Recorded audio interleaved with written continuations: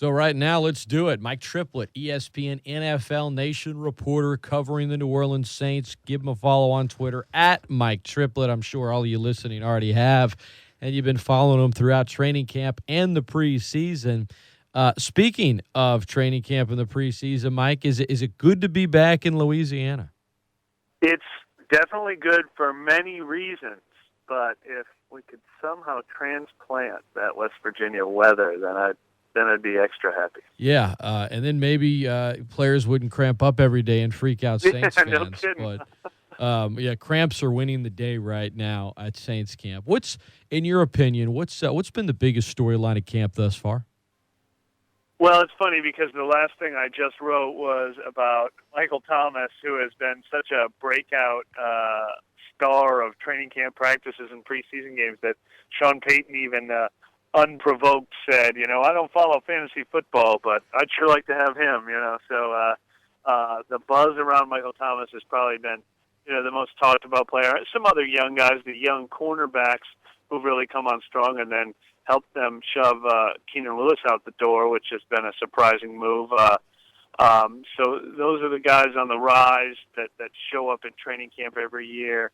And then, I think the passing game with Drew Brees and all those receivers looks good, but obviously watching those two preseason games, you're concerned about the offensive line and the run game and the consistency with pass protection. That part of the team looks like a big question mark, and you really don't want to be worried about the offense at all. No question. Mike Triplett, our guest. All right, that's a good layout of a number of things I want to tackle, because to me, going into this preseason and camp, I noted several times to our listeners that my number one concern for this team was the offensive line. I feel like Teron Armstead, I think he's a premier left tackle. I think he's a great talent. I think Max Unger is a solid, good, above-average center. Is he as good as he was in 2012 when he was an all-pro? Maybe not, but still good. And after that, it's just shaky at best, Mike. Let's start with Andrus Peat. It just seems like his progression has been slow. He's kind of slow on his feet, very top-heavy, and they've been saying for a while they want to start him at right guard, but they kept playing him at tackle. And then finally yesterday, Sean Payton said, all right, we're just going to keep him on the right side. What's your assessment of Andrus Peat? And the follow-up, the second part of that question, Mike, is why did it take Sean so long to do that? If your plan is to play him at right guard this season, then why isn't he only taking reps at right guard? Why keep putting him out there at tackle? But yeah, let me hit on a couple of those things. First of all, your offensive line ranking, I'd go a step up on Max Unger. Okay. I think he's borderline excellent. I think he was excellent last year.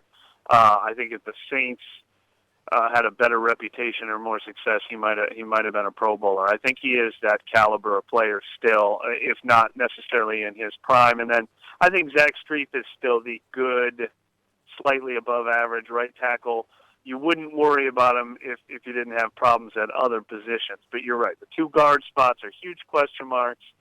And Andrus Peat is a huge question mark. And I completely agree with you that I don't understand the decision to play him at left tackle so much. Now, the other problem is you don't have a third tackle on this team that you trust either, which you hope does not matter. But in some years it has mattered, and a couple of years ago it really mattered when Bryce Harris had to come in several times and start and really struggled and hurt the Saints a couple of years ago when they had to go to their third offensive tackle. And last year, Teron Armstead missed a couple games. I think Andrus Peat could fill in as the backup left tackle if needed for a week or two. He seems more comfortable at that position. That's his natural position. So, okay, he's got that. Pull the ripcord in case of emergency. But you've got to be teaching this guy how to play right guard because it's an unfamiliar side of the line. It's an unfamiliar position. And that's probably where he's going to be starting this year. And I couldn't understand why he was taking so many snaps at left tackle. But you still do have 2+ weeks for him to be all right guard all the time and hopefully find some consistency. And not only is passable, but is actually an asset. That's what the 13th overall pick in the draft is supposed to be. And then Tim Lolito, I think, has regressed this summer. I thought he was a fine, solid, good enough to start in the NFL guard, but boy, he really had a rough game the other night in the preseason, and I think that competition is still open with him and Senio Kelemete, but the depth is a problem, and both guard spots are a big question mark. Kelemete doing some reps as a backup on the right side, starting today at practice at left guard. You mentioned Lolito kind of taking a back step, and then you've got a mix of some young guys with inexperience and older veterans like a Tony Hills that have played before in the league. It's just not – it still surprised me, Mike, and I know I'm backtracking here, and they've got what they have, but it still surprised me that – they didn't address it more from a free agency standpoint. I know that they spent money on the extension with Armstead, and I really feel like that's money well spent. But, Fleener, I still believe it was like he could put up good numbers in this offense. Yes, I just think it was more of, hey, look, let's get the nice stereo in this car when you really needed to upgrade the engine a little bit. And I think we're seeing it. Certainly, look, Houston, even without J.J. Watt, they've got a great defensive front, but they're not going to play Houston every week. But it's hard not to watch the first two preseason games and walk away not really having any concern about the offensive line. Is that do you think that's the number one concern? I mean, obviously, I'm asking you to put on a thinking cap, but just based on what you've seen, you think behind the doors in Metairie on Airline Drive that's their biggest concern right now on this team? No, I don't think it's the number one concern. I think the offensive line is going to be what it was last year and maybe the year before. So it's a concern. That it was not great the last 2 years, but there was still a top 5 offense with a number 1 passing attack. And I think they can still be that. I don't think what we saw against the Texans is first of all, there was no Brandon Cooks. There was no Willie Snead. We're not seeing all the bells and whistles of Sean Payton game planning and moving those linemen around and pulling and getting out in the screen game. And, they know how to manufacture offense in New Orleans. They're not going to go out there and score 9 points in any regular season games this year. They'll score some touchdowns. So it's a concern, but not the biggest. Let's not forget that just because the defense has looked very good in the preseason and very good in training camp so far, it was still the all-time worst defense in NFL history in some regards last year. And some of their players are dropping like flies. Keenan Lewis leaving, I understand why the Saints decided he had to go. But we were hoping, Saints were hoping that he was going to go back to being an asset. So there goes Keenan Lewis. Sheldon Rankin's supposed to be a big addition, and he's going to be out for 6 weeks.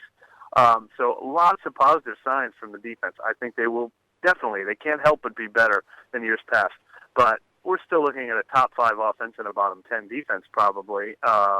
So defense still has to rank as a concern. And that line that you used on Coby Fleener, the stereo when the car needs an engine. The defense is the engine that I think could have used even more free agent talent. But it is. I'm not to be a Debbie Downer on it. It has been very positive. You love what you've seen from Nick Fairley and the young cornerbacks, and I think both their safeties look really improved.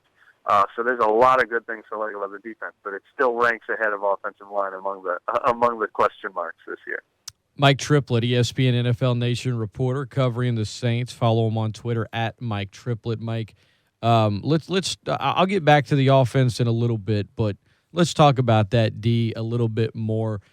You mentioned Rankins. I think that injury is significant. The 3-technique D tackle that, from all reports, Mike, and you were there, seemed like he was having a great camp. Now, by nature, when you're a D tackle and not a wide receiver that's making one-handed catches, maybe you're not going to draw quite as many headlines or oohs and ahs, but running with the ones, they spent the first-round pick on him for a reason. Just seemed like a good fit, and some fans say, well, look, it's only 6 to 8 weeks. He'll be back. But my counter to that is, yeah, but he's a rookie, and you talk to any football player, they tell you, look, it takes 3 or 4 weeks to get your legs under you. I mean, you don't just go out there and suddenly you're ready to go.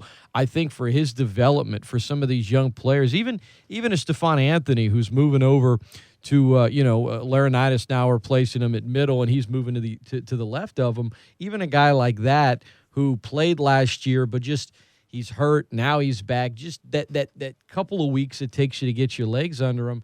I feel like sometimes fans don't really put any stock in that. They just say, hey, when he's back from injury, he's back. But I'm with you, man. I think the Rankins injury, the release of Lewis, the Anthony injury, All of these have to be of major concern, despite the fact that, in some preseason games, they haven't looked, I guess, can we say, It's great. It's not even haven't looked bad. They've looked fantastic. Yeah. And that's kind of turned some heads. But what about, let's talk about the health of two guys who tend to not be healthy but are right now, knock on wood.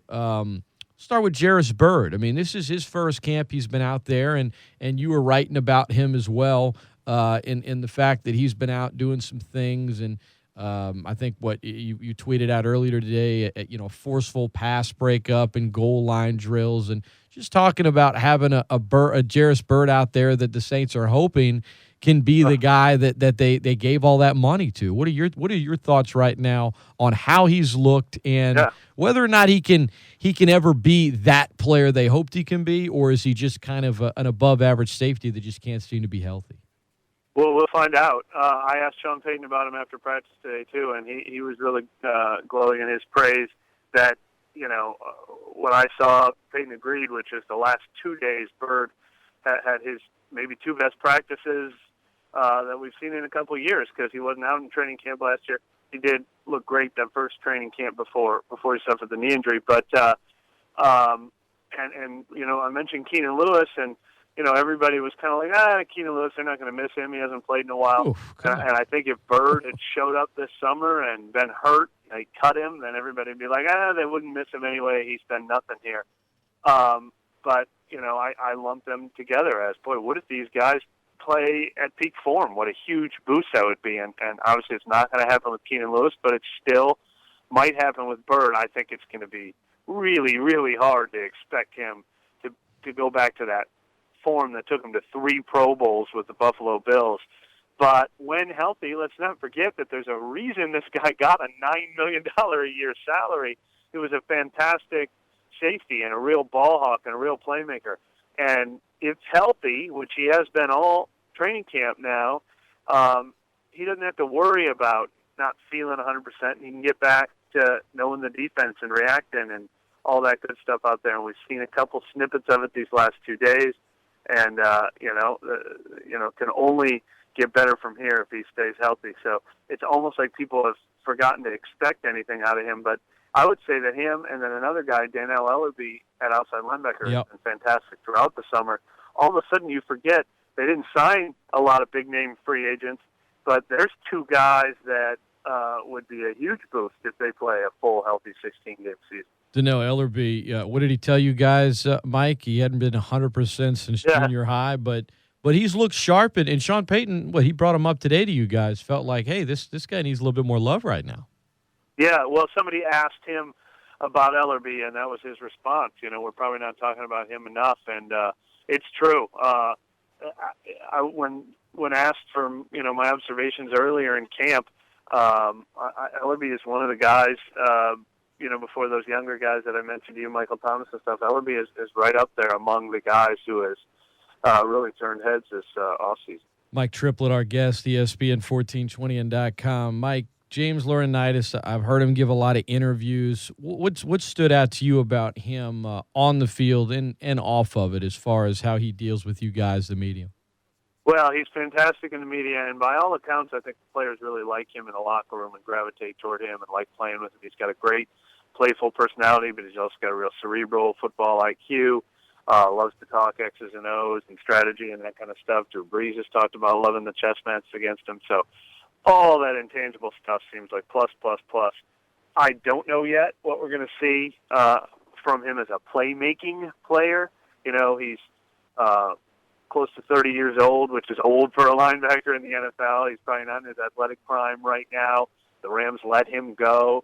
So, it's very similar to a Marcus Colston or a Jari Evans. You start to see it in a city where a guy's just not quite what he once was.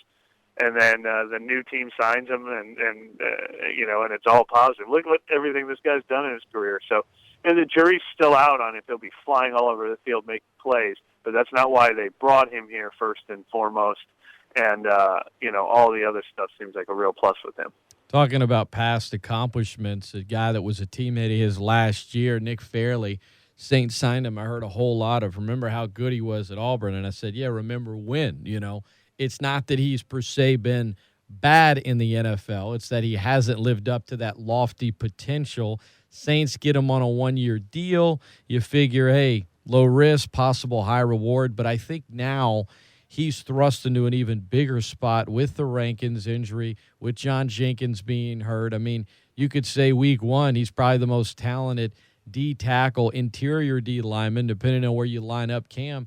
And by all accounts, Mike, I mean, you mentioned his name earlier. He's having a really good camp, and I kind of remain skeptical about Nick and his quote work ethic. I mean, I'm not trying to be a Debbie Downer or claim that he can't be good just based on, his time with Detroit and the Rams and things I read and folks I talked to. But so far, so good from Nick Fairley, right?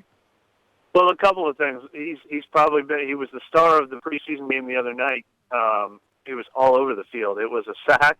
It was a tackle for loss. It was a pressure into another guy. It was chasing down a player on a screen pass. You name it, and he was really active. And the other good thing with him is the Saints aren't getting him fresh off of the high expectations, certainly, like Detroit did when he was a first-round draft pick.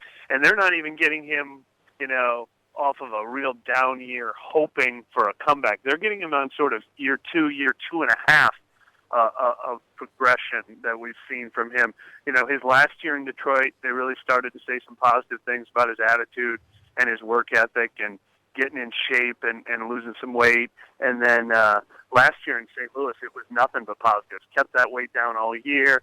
Didn't put up a lot of numbers, partly because, he was buried along with a lot of really talented defensive linemen in St. Louis. But, scouting services like Pro Football Focus loved him and watched the film and said, it was his disruption that led to a lot of good things other guys were doing there. So, this isn't just a preseason where he's looked good. This is, going on 2 years of him looking pretty good now. He's not going to blow the doors off you necessarily as like a first-round Pro Bowl type talent, or who knows? He does have that talent, but a real positive part of that rotation. I think it's very possible to expect that from him this year. Continuing now with Mike Triplett, our guest, ESPN NFL Nation reporter covering the New Orleans Saints. You mentioned Keenan Lewis being gone. Delvin Breaux, obviously one of the bright spots on this defense. And P.J. Williams, IR last year, and with some coin that Sean Payton redshirt year that he's done from time to time with some guys. So, making some plays in the preseason game, penciled in as the starter right now. What stands out to you about this young man in his second year out of Florida State?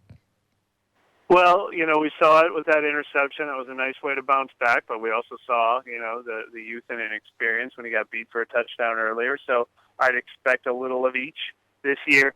But he's a guy who you hear buzzwords and you hear compliments thrown around, and you tend to be able to do this long enough. You can kind of sift through and know when somebody's getting some real genuine praise and someone's just getting some nice comments. And boy, he's one of those. Boy, file this away because of the way some of his teammates have talked about him, the way his coaches have talked about him this offseason. Delvin Breaux said he's going to shock the world a couple of weeks ago. But boy, they're backing it up. He's been in the starting lineup, and Keenan Lewis ain't coming back, and that could be in part because of some confidence in P.J. Williams. And even Damian Swann, who had passed him up last summer and been the nickelback, sure doesn't look like he's threatening to unseat him either. It looks like this is P.J. Williams, your starting cornerback, and get ready to experience the learning curve that goes with it. But I think they have faith in him being that number two guy along with Delvin Breaux. From corners to kickers, Connor Barth, Kai Forbath, it seems like in the Peyton Breeze era, your two best, or I guess let's say most consistent kickers were John Carney and John Casey, the quote old guys. And, Hartley had the big kick and of course, a nice Super Bowl, but, didn't really start playing that season until the game at Washington and really got the contract, never could be consistent. Outside of when they had the quote old guys that so many people wanted to replace, this has kind of been like the Mount Everest for Coach Payton, hadn't it? Yeah, and he, I will say this in Payton's defense. He's never cut a kicker where except for John Carney in 2006, and he admits it. But he's never cut a kicker where you said, "What are you doing? How could you get rid of that guy? Like he's gotten rid of struggling kickers, but I do think he probably has a quick hook or a high expectation that's unrealistic. They would love for every year to be like that John Casey year. If the poor guy wasn't 42 years old, they're surprised they didn't keep him until he was 45, 46. Just a guy that you're not worried about him mentally. You know he's going to miss a few. You know he's got limited leg strength, but you know what you're going to get out of him. Sean Payton wants to know what he's going to get out of a kicker, and that's very, very, very hard to find unless you've got the right one. These two guys, they're both veterans. They've both been around. They probably go with the flow a little bit. I think mentally they can handle it, but I don't know. I don't think either one should probably buy land in New Orleans. It should probably rent. No doubt. Mike Triplett, our guest. All right, we got a few more minutes with you, Mike. Offensively, getting back to that side of the ball. We talked a lot about the O-line, but you mentioned Brandon Cooks in the ESPN.com piece as being a breakout player in year 3. Michael Thomas has been all the rage at camp, but it seems like right now maybe the battle is Brandon Coleman. And I mentioned in week 1 against the Patriots, seeing Tommy Lee Lewis, seeing R.J. Harris make plays, saying, boy, Coleman could be pushed out of here. You got a guy in Lewis, 5'7", 168, probably more like 5'6", 160. And all he's doing is making plays, Mike. I mean, Coach Payton seems to trust him a little bit. Is he, I don't want to say a shoo-in, but would you say he's got a better than 50-50 shot to make the team right now? And the second part of the question is, how in danger is Brandon Coleman of being cut? They're both really close to that 50-50 mark, and yeah, I'd actually almost probably feel more comfortable in Tommy Lewis at this point. They're giving him every opportunity to make this team, giving him a chance to win that return. I mean, Lewis's battle is how many snaps is he going to play in a game, and where are we going to use him? But they sure do like him, and he could make the roster as a kick returner, then they'd love that, because then they could just work him to the offense here and there as a change of pace guy, maybe like the beer man Michael Lewis used to be, or Traveris Cadet in recent years. So it's hard to say Brandon Coleman versus Tommy Lee Lewis. Lewis, I think, has to prove that he does a little more than just play offense. Coleman, meanwhile, I think would have to prove that he's an excellent blocker. I still don't know who their blocking wide receiver is, that old Robert Meacham, Joe Morgan, Devery Henderson role. If Coleman could do that, I think it'd really help his case. But, boy, Coleman is given them reasons to release him. The best thing going for Coleman is that number 4 receiver spot. Nobody's written in pencil or pen yet. So, if he could finish strong in camp, he can keep his job. But he's on his 9th life, I really do think. Yeah, with his size, you would think he would just play bigger than he does, but he's got that 6'6" wide frame, and he plays like he's 5'10", Mike. It's been disappointing to say the least, and he's obviously on the bubble. Payton even came out and said that pretty strongly the other night, what we've all been saying in the media, too, that, he wants to see him go and win that ball and certainly secure that ball after he caught it more often. All right, we got tight ends and running game. Let's shear through it real quick. Coby Fleener, a depth chart demotion and then back up the depth chart. Is he just having trouble with the playbook right now? What's the biggest critique right now for this guy?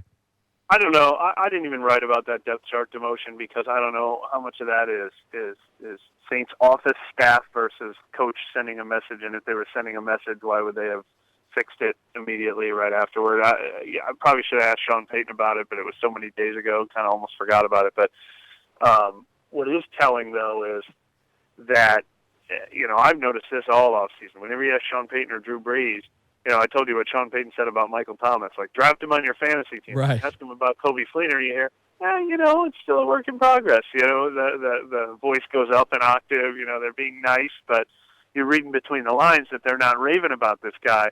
And Coby Fleener, to his credit, openly admits it. He's learning a new offense, and a lot that goes into it. And he said, the recall and the split second on the field, he's missing some assignments here and there, or some routes or some reads. And Sean Payton said, you see some good things, and then you see some things that bother you. So that's all about getting adjusted. I think you invest in a guy like Coby Fleener because you believe he can do that. But he's not a guy who's lighting it on fire from day one like Michael Thomas was. But I still think the expectations are high. And then you see him on the field today catching a 50-yard touchdown down the middle of the field on a seam route. So he's going to have a lot of those too, even if it's not happening on every snap. All right, we got to let you run, Mike, so you can be very quick with this answer. But lastly, the running backs. You got 6 guys that all have a good case to make the roster. Some you're not even worried about. You know they're on the team. But is Marcus Murphy in trouble after the fumbles? And Hightower, Cadet, I mean, is there a chance they keep all 6? We'll let you talk to running backs, then we'll let you run. They all have a chance to make the team separately, but no, they're not going to all make. They're not going to keep 6. Marcus Murphy, I don't even really consider a running back. He's got to win the kick returner, punt returner job, and fumbling is not helping his case. I thought he might get cut right there after the game the other night, the way Sean Payton talked. So he's got to finish strong, and he's got to hope Tommy Lewis doesn't finish strong to take that job away from him. But he's in jeopardy. I think it's a Marcus Murphy or Travaris Cadet kind of thing, or a C.J. Spiller or Travaris Cadet kind of thing. You don't need 2 of each of those guys. I think Daniel Lasco makes it because I think they like his potential and love that he's a good special teams coverage guy. But I think the only guys who you're really going to see getting touches and snaps this year are Ingram, Spiller, and Hightower. And then Lasco, maybe in the case of injury. But it'll be probably like Marcus Murphy was last year, where he only had 1 carry all season. Mike Triplett has been our guest, ESPN NFL Nation reporter covering the New Orleans Saints. Check out his stuff over at ESPN.com. Great work from him. At Mike Triplett on Twitter. Mike, I usually annoy you every 2 months or so we'll talk to you. No, happy to do it. We'll talk to you a couple of weeks into the regular season, catch up then, man. But we all enjoy your work. We enjoy your coverage, and we appreciate the time. All right, thank you. You got it. Thank you, Mike. All right, thanks a lot. Appreciate it, man. Bye.